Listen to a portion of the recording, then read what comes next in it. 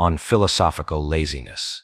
Laziness is a word that usually conjures up the body, the heaviness of limbs that refuse to stir, the slouch that clings to the bed, the inertia that holds one in the chair. Ordinary laziness belongs to muscle and bone. It is familiar, even comic. But there exists another laziness, far more elusive, far more dangerous, the laziness of the spirit, the laziness of thought.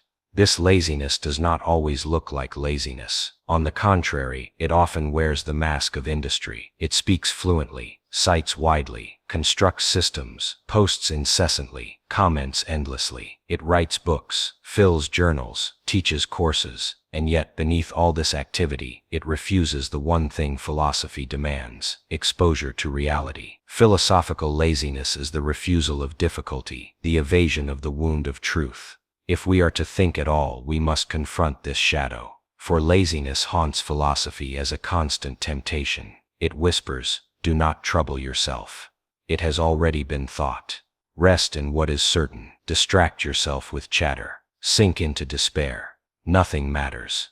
It appears in different guises, but always with the same goal: to spare us from the true labor of thinking. To speak of philosophical laziness, then, is to speak of philosophy itself. For the philosopher is not one who has answers, but one who resists laziness.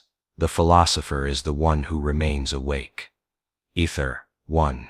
The comfort of the already thought. The first and most seductive form of laziness is the love of the already thought. Here we lean on tradition, on the great names, on the formulas passed down. Plato has spoken, Aristotle has ordered, Kant has reasoned, Nietzsche has thundered, Heidegger has revealed. What more could we add? To quote is not to think. To cite is not to awaken. To recite a doctrine is to borrow another's labor without undertaking one's own. The scholar who knows the canon by heart, but trembles at no question, is perhaps the laziest philosopher of all, precisely because he appears most diligent.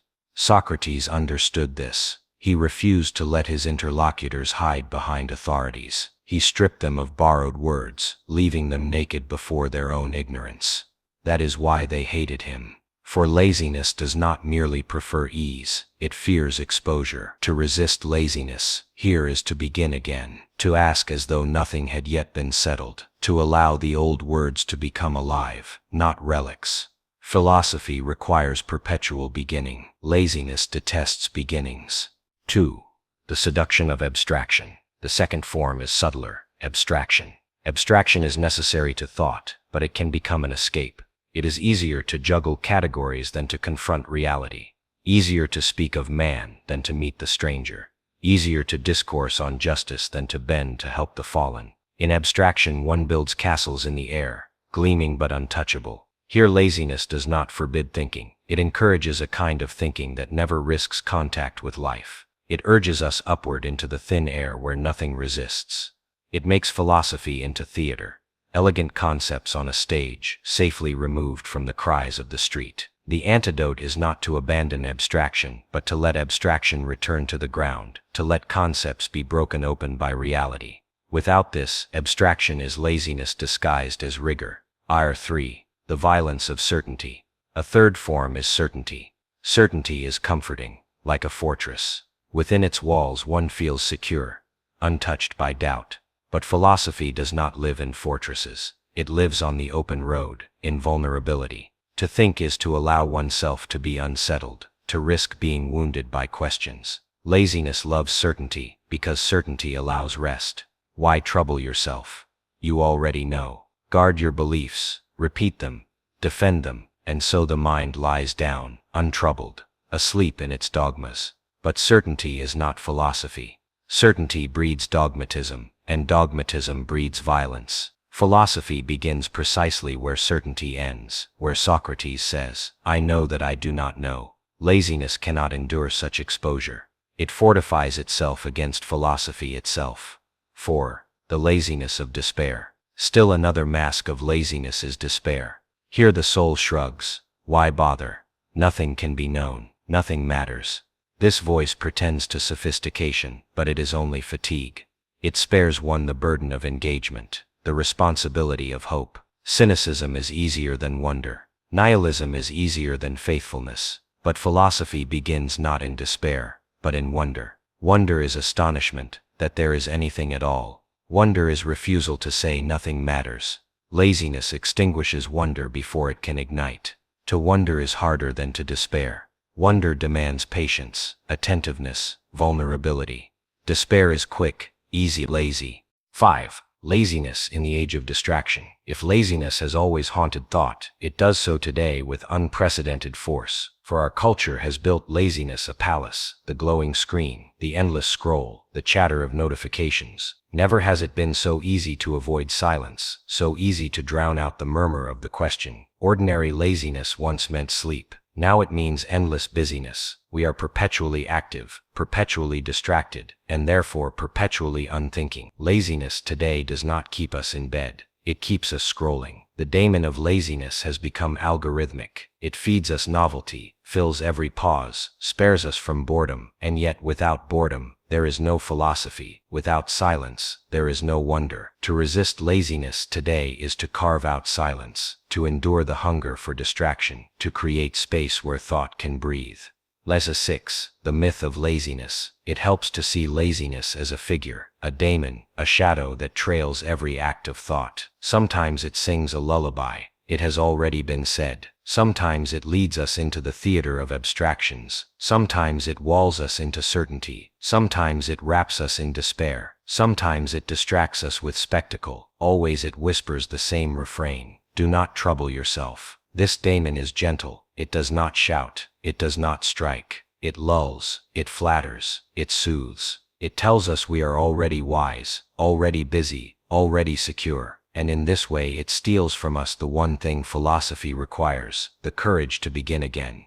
Lesson 7. The courage of vigil. What then is the opposite of laziness? Not frantic busyness, not chatter, not production. The opposite of laziness is vigilance. To be vigilant is to remain awake, even in darkness. It is to dwell with the question without rushing to answer, to endure difficulty without fleeing, to risk being wounded by truth. It is to say again and again, I do not know, but I will remain with the question. This vigilance is exhausting. It is a sleeplessness of the soul, but it is also fidelity, for to remain awake is to remain true. Laziness wants us to drift. Vigilance keeps us alert.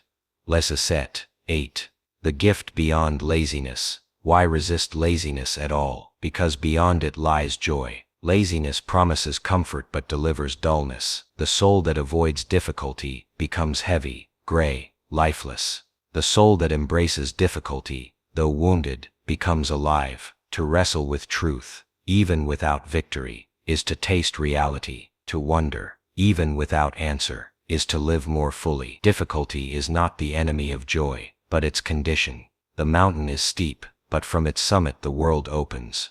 Philosophy is not misery, it is delight. The joy of philosophy is not possession of answers, but intimacy with reality. To think deeply is to live awake, and this joy always lies on the far side of laziness. 9. Laziness in ourselves. We must be honest. Laziness is not only out there in others, it dwells in us, daily. Each time we reach for a cliché instead of an insight, we are lazy. Each time we settle for chatter instead of thought, we are lazy. Each time we avert our eyes from suffering because it unsettles us, we are lazy. The task is not to banish laziness once for all. It cannot be banished. The task is to recognize it, to name it, to resist it anew each day. The philosopher is not the one who never falls into laziness, but the one who awakens from it again and again. Conclusion. The vigil of thought. Philosophical laziness is the shadow of thought. It takes many forms. The comfort of the already thought, the seduction of abstraction, the fortress of certainty, the cloak of despair, the carnival of distraction. It is respectable, industrious, well-dressed, but it is still laziness. To philosophize is to resist this shadow. It is to remain awake when others sleep, to begin again when others recite, to wonder when others despair. Philosophy is not the possession of wisdom but the refusal of laziness. It is vigilance itself. So let us remain awake. Let us carve silence in the noise, courage in the fear, wonder in the despair. Let us resist the daemon that whispers, "Do not trouble yourself." For only in this refusal does philosophy live. Only in this vigilance does thought remain true. And in this refusal of laziness we may discover the deepest rest, not the rest of avoidance, but the rest of fidelity, the peace not of sleep, but of wakefulness, the peace of a soul that no longer flees from reality but dwells within it, alive.